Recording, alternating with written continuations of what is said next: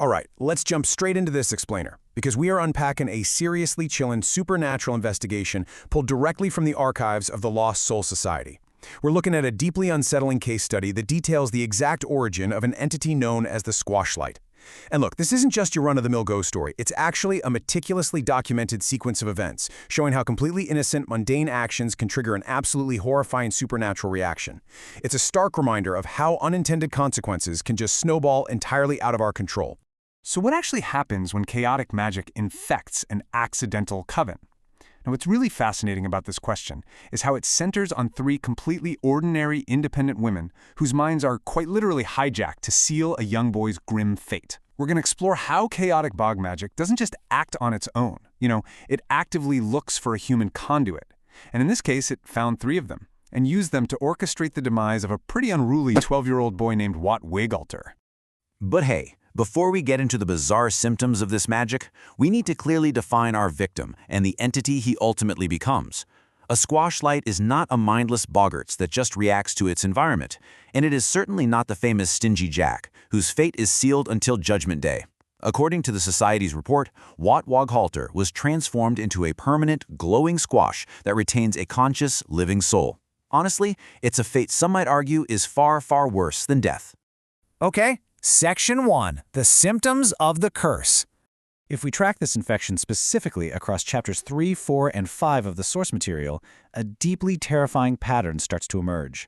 Basically, an encounter with Watmog triggers a horrific thought of his demise in each woman's mind. But here's the catch. Instead of normal empathy or pity, this dark thought is immediately followed by a bout of uncontrollable maniacal laughter. It's literally a supernatural infection hijacking their emotions, turning three totally separate women into synchronized instruments of chaotic magic. Let's look at the first symptom.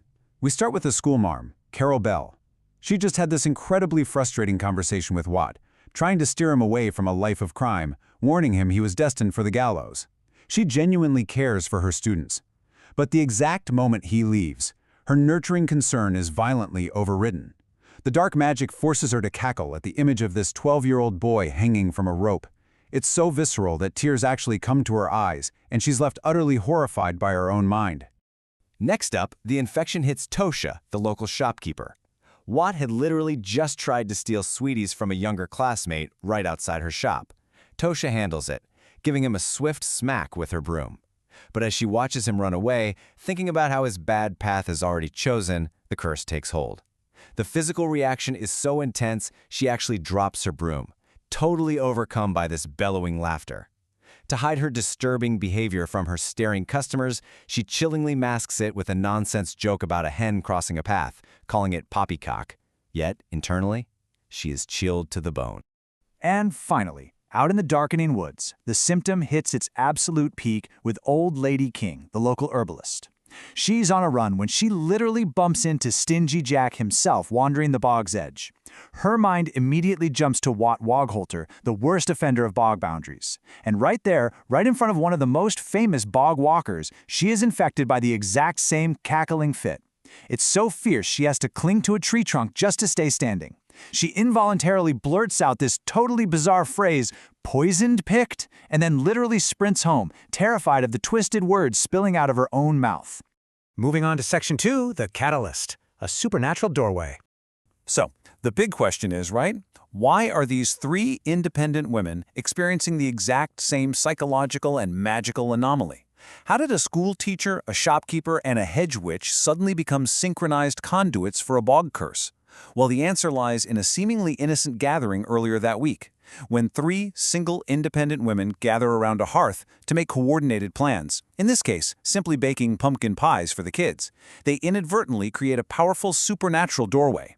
The bog's restless, chaotic magic sensed this newly formed human conduit and latched onto it immediately.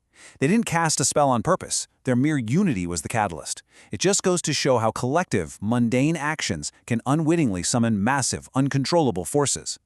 Let's actually break down how this synchronized magical infection ultimately dictated Wat's dark future in three pretty devastating steps. Step 1. It starts when Old Lady King sits down to read a Latin farming almanac to help her struggling pumpkin patch. Because they are now an accidental coven, as she reads the poem aloud, Carol Bell and Toshia physically feel the weight of the words from miles away in their own homes.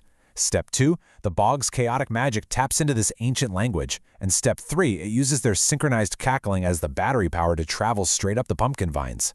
And right at that exact moment, who happens to be out in the patch? Yep, Wat Waghalter. Believing himself to be this enterprising young criminal, he's spending his evening vandalizing Old Lady King's meager pumpkin crop. Driven by the Coven's synchronized reading and their horrifying laughter, the chaotic magic weaponizes the very pumpkins Wat is smashing. The vines, slick with squash guts, violently grab the boy, pull him to the earth, and drag him directly into a patch of quicksand in the ancient bog. But the chaotic magic didn't just drown him, it completely remade him. As the bog consumed him, lights flashed and swamp gas expelled into the chill night air. And what was released back onto those dying vines wasn't a boy anymore. It was a large, glowing pumpkin, a permanent, conscious entity. Wat Walter was gone, and the squash light was born. Which brings us to a seriously chilling final thought to ponder. We've seen how the accidental Coven provided the power, and the bog provided the magic. But if Wat hadn't chosen to be out there vandalizing the very patch the magic was protecting, would he have been taken? It brilliantly illustrates the intersection of supernatural destiny and the dark paths we choose for ourselves. So I leave you with this. Was Wat Waghalter merely in the wrong place at the wrong time, or did he smash his own way right into a permanent curse?